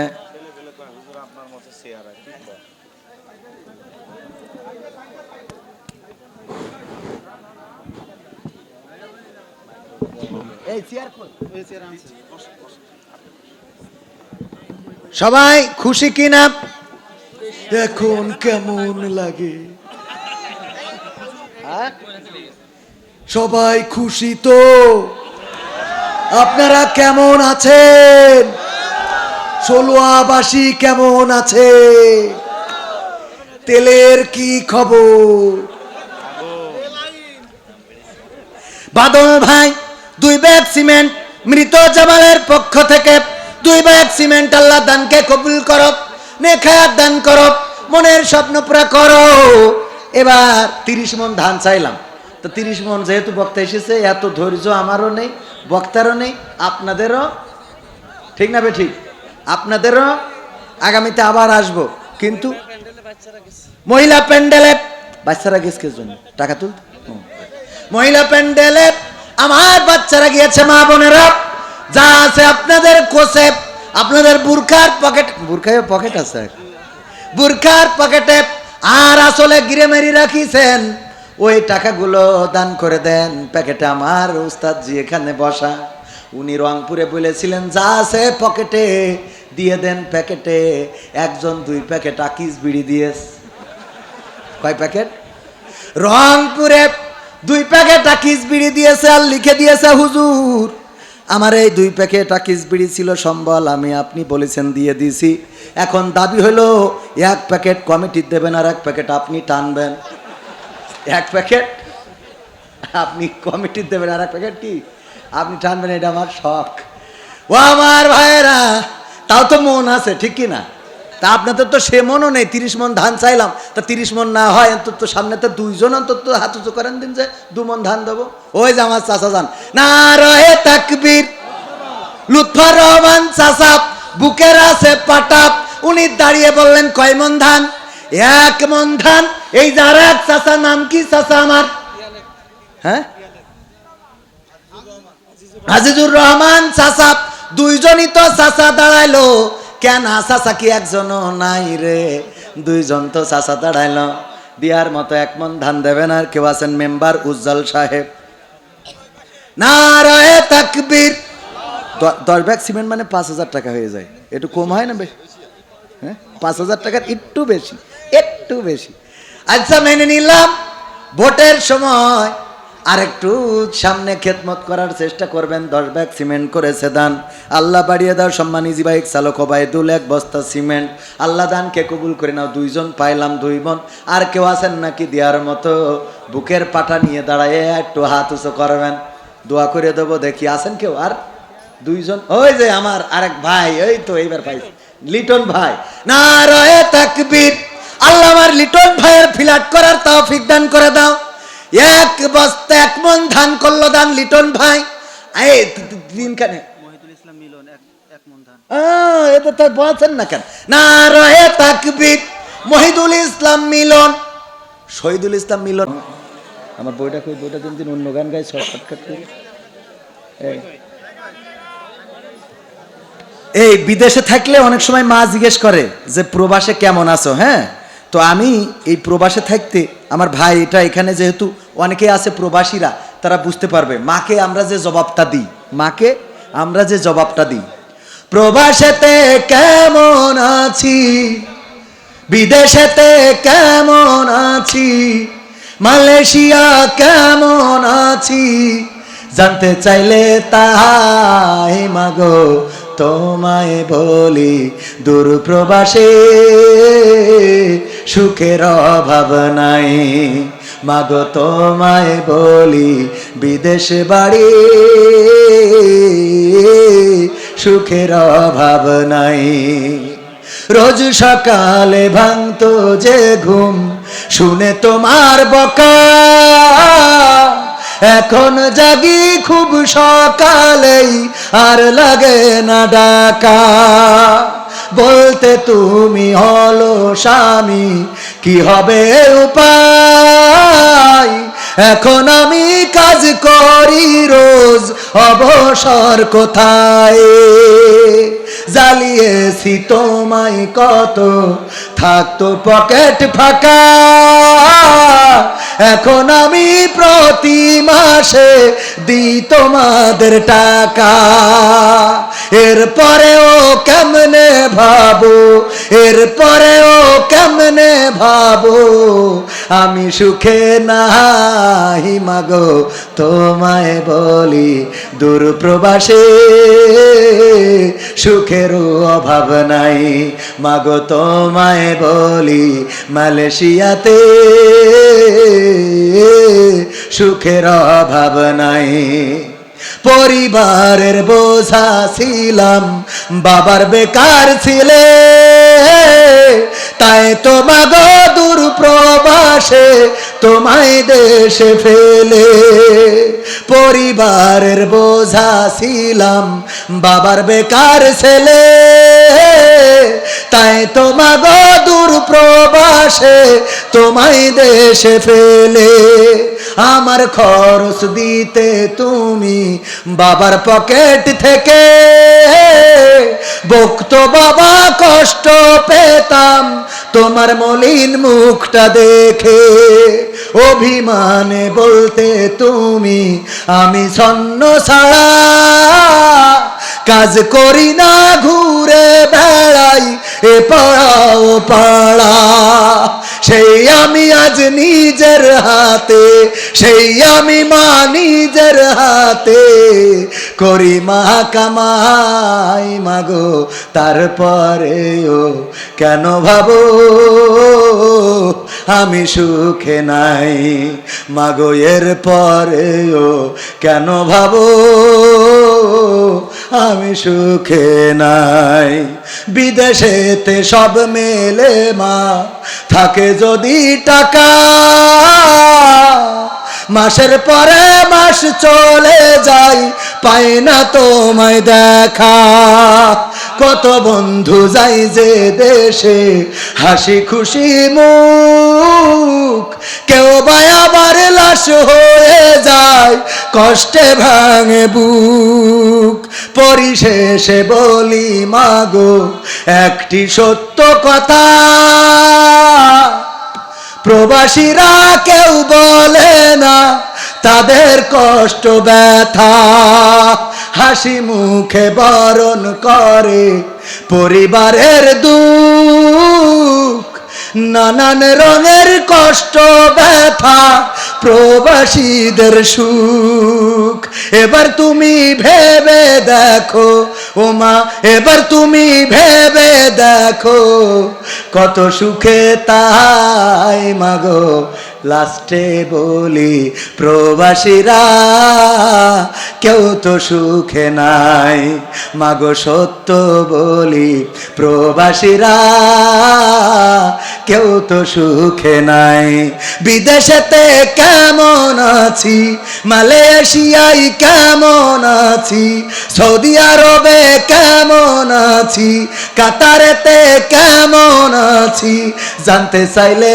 তাই মাগো সত্য বলি প্রবাসীরা কেউ তো সুখে নাই মাগো সত্য বলি প্রবাসীরা কেউ তো সুখে নাই মাগো তোমায় বলি প্রবাসীরা কেউ তো সুখে নাই